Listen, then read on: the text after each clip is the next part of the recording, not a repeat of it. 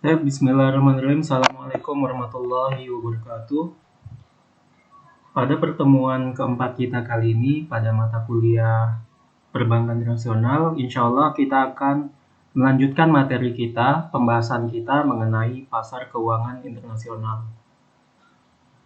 Langsung saja masuk ke materi yang pertama, motif penggunaan pasar keuangan internasional.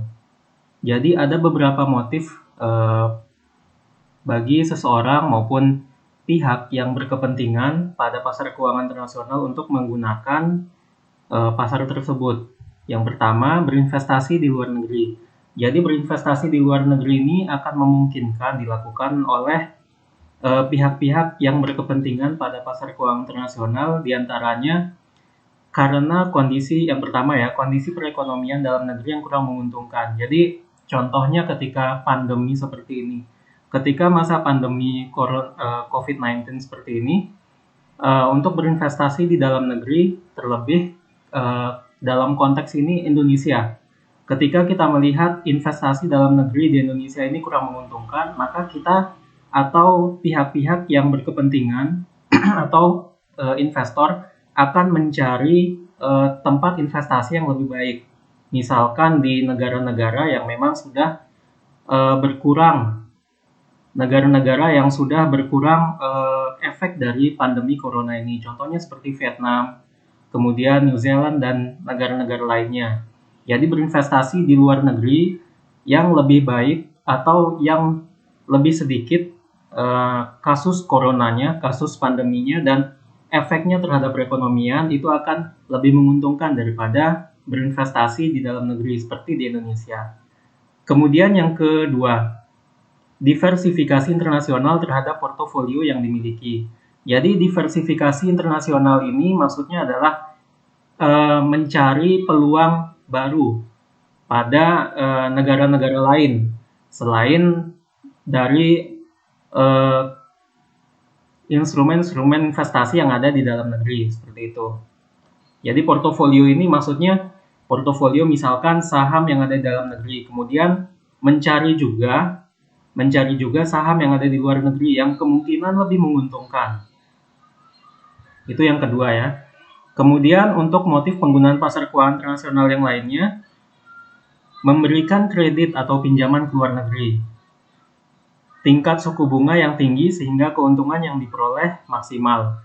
Jadi ketika kita memberikan kredit atau pinjaman ke luar negeri, dan ketika tingkat suku bunganya itu lebih tinggi, misalkan di luar negeri tingkat suku bunga pinjaman itu bisa mencapai 10% misalkan. Kemudian di dalam negeri hanya mencapai 6%. Otomatis kita sebagai investor ataupun kita sebagai orang yang memiliki dana lebih pasti akan lebih memilih untuk memberikan pinjaman kepada luar negeri, kepada pihak-pihak ataupun perusahaan-perusahaan yang ada di luar negeri, yang tentunya memberikan keuntungan yang lebih besar ketimbang di dalam negeri. Kalau di luar negeri seperti yang tadi contohnya ya, 10%, otomatis kan lebih banyak daripada 6%. Otomatis kita akan lebih memilih untuk memberikan pinjaman kepada pihak yang ada di luar negeri. Kemudian yang kedua, harapan keuntungan dari selisih kurs mata uang asing. Jadi di sini adanya harapan dari investor atau harapan dari pemilik dana untuk mendapatkan keuntungan dari selisih kurs mata uang asing. Misalkan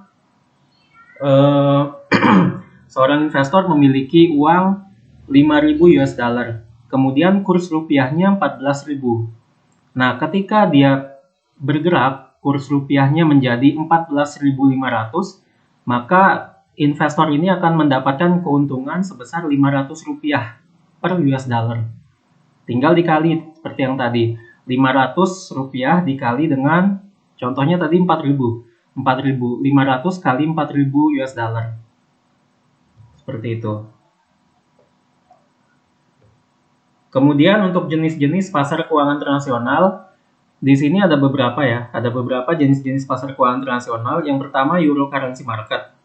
Nah, Euro Currency Market ini memudahkan deposito dalam bentuk mata uang asing ke dalam negeri. Jadi misalkan dari luar negeri, ada orang-orang yang berada di luar negeri atau orang Indonesia yang berada di luar negeri itu ingin melakukan deposito bank dalam bentuk mata uang asing ke dalam negeri. Misalkan mereka TKI, TKW ataupun pekerja migran yang ada di luar negeri, mereka memiliki dana sebesar 5.000 US dollar.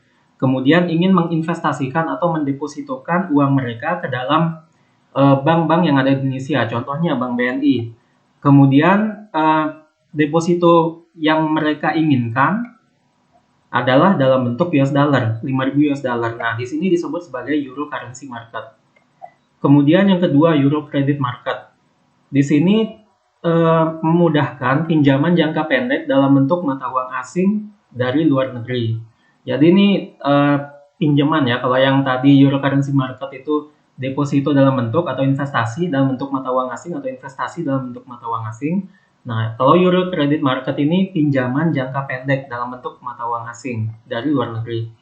Kemudian ada juga Eurobond Market, memudahkan pinjaman jangka panjang dalam bentuk mata uang asing. Nah, ini perbedaannya ya, Euro Credit Market itu khusus untuk pinjaman jangka pendek. Jangka pendek itu dari 0 sampai 5 tahun. Nah, sementara kalau Euro Bond Market atau jangka panjang itu biasanya di atas 5 tahun. Bisa mencapai 20 tahun, bahkan ada obligasi yang sudah diterbitkan oleh pemerintah, kalau tidak salah baca saya, itu bisa mencapai 50 tahun. Jadi obligasi atau surat hutang yang diterbitkan oleh pemerintah itu dibeli oleh asing, banyak dibeli oleh asing, dan itu jangka waktunya hingga 50 tahun ke depan. Kemudian selanjutnya Foreign Exchange Market. Nah, Foreign Exchange Market ini mungkin sudah sering sekali kita mendengarnya, memudahkan pertukaran mata uang asing antar negara. Contohnya 1 US dollar ditukar dengan 14.500 rupiah dan sebaliknya seperti itu. Kemudian International Capital Market, memudahkan investor dari luar negeri untuk melakukan investasi terhadap instrumen saham dalam negeri.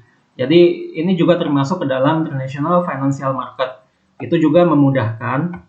International Capital Market ini tidak hanya pasar modal yang ada di dalam negeri. Misalkan kita ingin membeli saham dari Bursa Efek Indonesia, tidak hanya seperti itu saja. Tapi kita juga bisa membeli saham yang ada di luar negeri. Contohnya saham Apple, saham Facebook, itu kita bisa membeli dalam kerangka International Capital Market atau pasar modal internasional. Selanjutnya untuk pemanfaatan pasar keuangan internasional, di sini ada beberapa. Yang pertama, perdagangan luar negeri dengan mitra perusahaan. Tentunya ini sudah jelas ya, otomatis pasti sangat memiliki peran. Pasar keuangan internasional ini memiliki peran yang sangat besar dalam perdagangan luar negeri dengan mitra perusahaan. Misalkan perusahaan A yang ada di dalam negeri ingin bermitra atau melakukan perdagangan dengan perusahaan B yang ada di luar negeri. Kemudian yang kedua, investasi asing langsung atau foreign direct investment atau akuisisi aset perusahaan di luar negeri. Jadi di sini bisa juga misalkan perusahaan A ingin melakukan ekspansi bisnis. Misalkan perusahaan A tadi ada di Indonesia, kemudian ingin melakukan ekspansi bisnis di Australia. Kemudian dia melakukan foreign direct investment atau akuisisi aset perusahaan. Misalkan perusahaan A itu bergerak di bidang furniture. Kemudian dia ingin melakukan ekspansi bisnis di Australia. Di Australia ternyata ada perusahaan furniture juga. Perusahaan A ini akan membeli perusahaan tersebut untuk melakukan ekspansi bisnis. Itu disebut sebagai akuisisi aset perusahaan di luar negeri. Kemudian selanjutnya investasi dalam sekuritas di luar negeri. Ini sudah jelas ya, seperti tadi. Itu sangat berperan di International Capital Market atau pasar modal internasional. Kemudian pembiayaan jangka pendek dalam Euro Currency Market, tadi sudah kita bahas. Dan selanjutnya pembiayaan jangka panjang dalam Eurobond Market. Kemudian di sini kita membahas tentang transaksi derivatif dalam pasar valuta asing. Yang pertama, transaksi spot atau spot transaction. Perjanjian pertukaran mata uang asing yang penyerahan dan penerimaan mata uang asingnya dilakukan secara bersamaan hand to hand. Contohnya, kurs saat ini 1 US dollar. sama dengan Rp14.500. Ketika kedua mata uang langsung diserahkan saat itu juga, maka disebut dengan kontrak spot. Nah, kontrak spot ini biasanya, atau transaksi spot ini biasanya kalau kita lihat itu bisa biasanya ada di, misalkan kita ingin melakukan penukaran uang asing, mata uang asing di money changer. Nah, itu termasuk ke dalam transaksi spot, karena pada saat itu ketika kita memberikan uang asing yang ingin kita tukar dengan rupiah, contohnya seperti ini.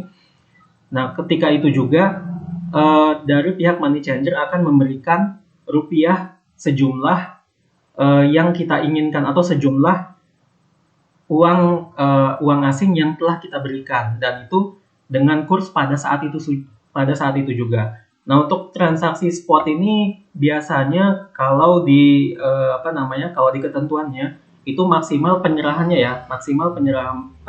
itu 2 kali 24 jam. Jadi tidak harus hari itu juga, bisa juga besok, yang penting jumlah atau kurs yang digunakan pada saat itu, tapi maksimal hanya 2 hari. Itu yang disesuaikan dengan, kalau kita lihat dengan kesesuaian dari fatwa DSN, Dewan Syariah Nasional dari MUI. Itu yang diperbolehkan untuk transaksi spotnya. Kemudian transaksi selanjutnya yaitu forwards and futures. Nah, di sini forward and futures ini adalah perjanjian pertukaran mata uang asing yang pemakaian kursnya saat ini, namun penyerahannya pada waktu yang ditentukan. Nah, seperti yang tadi ya, kalau yang transaksi spot itu maksimal 2 hari, sementara untuk forward and futures ini lebih dari 2 hari, bisa jadi 1 bulan, 2 bulan, 1 tahun, 2 tahun, seperti itu. Di sini contohnya kurs saat ini, 1 US dollar itu Rp14.500. Kurs 2 bulan mendatang, 1 US dollarnya menjadi 15.000. Ketika mata uang asing akan ditukarkan 2 bulan mendatang, kurs yang digunakan adalah kurs saat ini, 1 US dollar, sama dengan Rp14.500. Ini bisa dilihat ya di sini. Sini kontrak penukaran mata uang asingnya itu pada hari ini. Perjanjian untuk melakukan pertukaran mata uang asing. Nah, kemudian penyerahannya di masa yang akan datang. Nah, ini contohnya kursnya 2 bulan atau ditukarkan 2 bulan mendatang. Di sini ya, penyerahan dan penerimaan mata uang asing menggunakan kurs di saat perjanjian. Walaupun pada saat ini kursnya 15.000, tetap ketika penyerahan menggunakan kurs yang telah disepakati 2 bulan sebelumnya, yaitu Rp14.500. Seperti itu. Kemudian untuk selanjutnya, perbedaan forward and futures. Di sini bisa dilihat kontrak forward tidak mengharuskan adanya DP ketika perjanjian, sementara kontrak futures mewajibkan. Jadi untuk yang forward nggak perlu DP, sementara futures harus ada DP untuk jumlah uang asing yang ditukarkan. Kemudian yang kedua, kontrak forward dilakukan secara langsung antar pihak penjual dan pembeli mata uang asing, sementara kontrak futures memiliki lembaga clearing sebagai penjamin. Jadi kalau kontrak forward ini sebenarnya bisa dilakukan kapan saja dan oleh siapa saja. Sementara kalau kontrak futures itu harus melibatkan lembaga clearing sebagai penjamin. Kemudian yang ketiga, jangka waktu kontrak forward tergantung pada kesepakatan masing-masing pihak. Sementara kontrak futures sudah ada ketentuannya. Nah, kalau kontrak forward itu bisa kapan saja ya, bisa tergantung kesepakatan saja. Dia lebih fleksibel. Sementara kalau kontrak futures itu sudah ada ketentuan dari lembaga-lembaga yang terkait, pihak-pihak yang terkait. Kemudian untuk yang selanjutnya option. Option di sini perjanjian pertukaran mata uang asing di waktu yang ditentukan dengan kurs yang telah ditentukan. Adanya hak untuk membatalkan perjanjian hak penjual disebut sebagai put option, hak pembeli disebut sebagai call option. Contohnya, kurs yang digunakan untuk melakukan pertukaran mata uang asing 1 US dollar itu sebesar Rp15.000. Pembeli memiliki hak call option atau penjual memiliki hak put option untuk membatalkan transaksi apabila ada pertimbangan di masa mendatang. Jadi di sini contohnya seperti ini ya. Misalkan kontrak option yang dilakukan adalah pada hari ini. Perjanjian untuk melakukan pertukaran mata uang asing. Kemudian untuk penyerahannya di masa yang akan datang. Tapi ketika di masa yang akan datang, misalkan kursnya itu lebih tinggi atau lebih rendah, daripada ketika transaksi, maka ini memiliki hak, baik itu pembeli maupun penjual memiliki hak untuk melanjutkan transaksi ataupun tidak melanjutkan transaksi. Seperti itu untuk yang option. Baik, mungkin cukup sekian untuk materi pertemuan kita kali ini. Terima kasih atas perhatian adik-adik mahasiswa. Assalamualaikum warahmatullahi wabarakatuh.